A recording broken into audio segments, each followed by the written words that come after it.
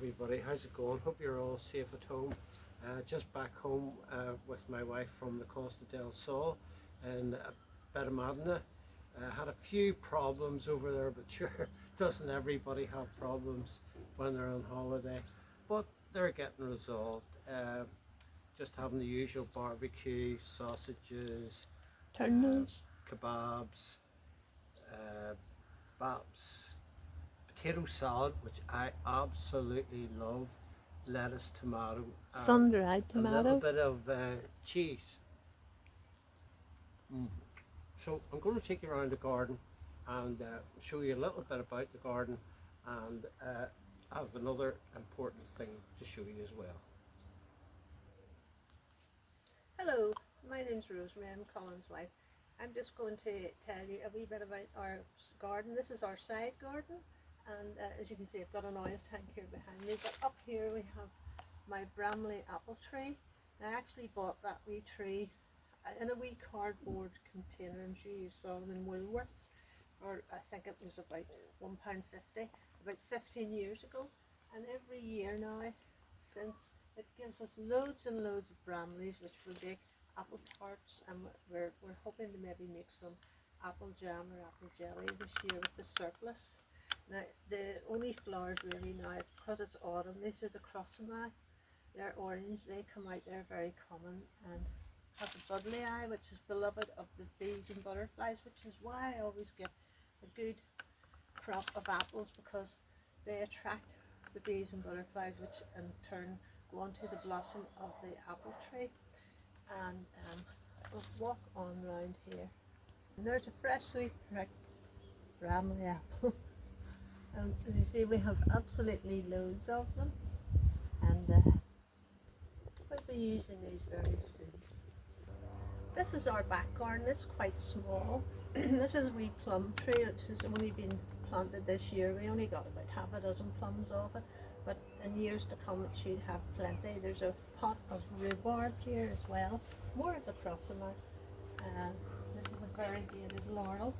All these shrubs at the back, as you can see, will all be getting trimmed soon. We'll be cutting them. We did all the hedges today, and we've cut the grass, but we were too tired to do the shrubs, but we'll be doing them tomorrow. These are some rambling roses that I planted, and they go on right up until the first frost. Lovely and pink, but they're quite jagged. And in here we have this stuff here is green, and if you break it there's a white sap which can burn you. Just can't remember the name of it, but I actually brought it from Banner's garden, so that's why I have it.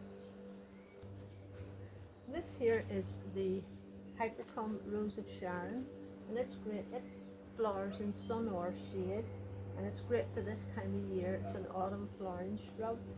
This shrub here is Forsythia. It needs cut. It's got very, very overgrown, and in the spring it's covered in yellow flowers before any leaves come on it. And in the corner here we have firethorn, the nice orange berries. I'll be cutting all this back but leaving the berries for the birds. This large tree here is a white bean. In the spring it has lovely white flowers and attracts bees and butterflies, and now it's actually got berries coming on it. There's green and red, but it's covered in red berries and the birds absolutely love it. This plant here was in a little tiny pot when I bought it and planted it. It's actually a New Zealand flax. It's called Mary Sunrise because it has a wee red strip with the cream and green, and it's actually quite hardy. It withstands quite cold winters here in snow. The black things are actually seed pods. It has flowers, but they turn to seed pods, and it's actually very hardy here. Now this here is a nice wee shady part, and I have some cyclamen. These are autumn plants, and the wee heather's flowering. That's the last of the gladioli. And I have some wee things. I have a wee owl, and wee ducks, and various wee things. This here, believe it or not, is a pine. But it's a very unusual one because it's very soft and has a ball-like growth, and it turns in autumn a lovely red colour. Back again with my glasses on. Now, these, as most cars, have plastic under tray in them, and it gets damaged. So what I have done is I have made these wooden blocks to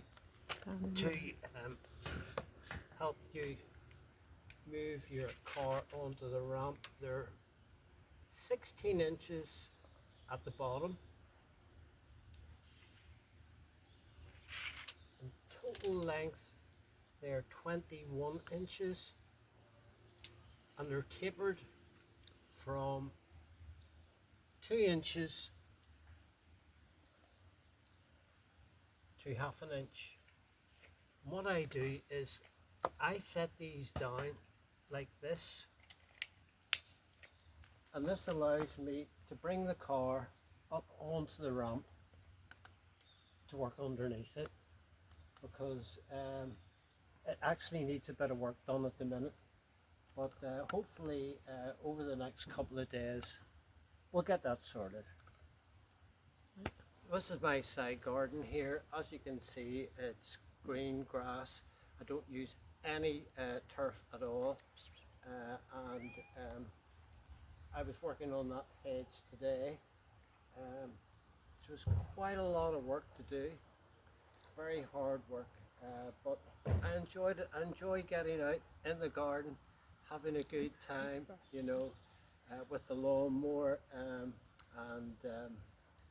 so we'll take you around and show you a little bit more.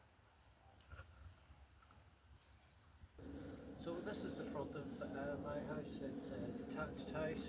I got new gutters put up recently, and new fascias, which is a great job, saves you a lot of bother, and I've got new downspouts as well.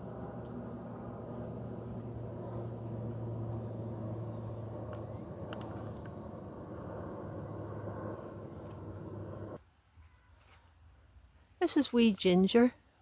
As you can see, she's having a wee look round. She knows that the barbecue's on, and she's always on the lookout for something. She's maybe spotted a wee bird. And this is the heart of any man cave, their garage. So I've got my compressor here, I've got my grinder here, and I've got my motorbike. So it's James's, our son's motorbike, motocross my bike. My son's motorbike, 250 Husqvarna. Lovely bike.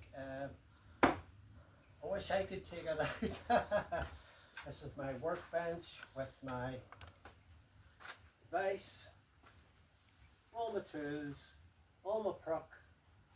Even have a light. You need a light in the garage, don't you? And what about some Quality Street? Like that. So I hope you've liked this video. Don't forget to like, subscribe, give me a big thumbs up, and if there's anything that you want me to cover in the next video, put it in the comments down below, and I'll see you the next time.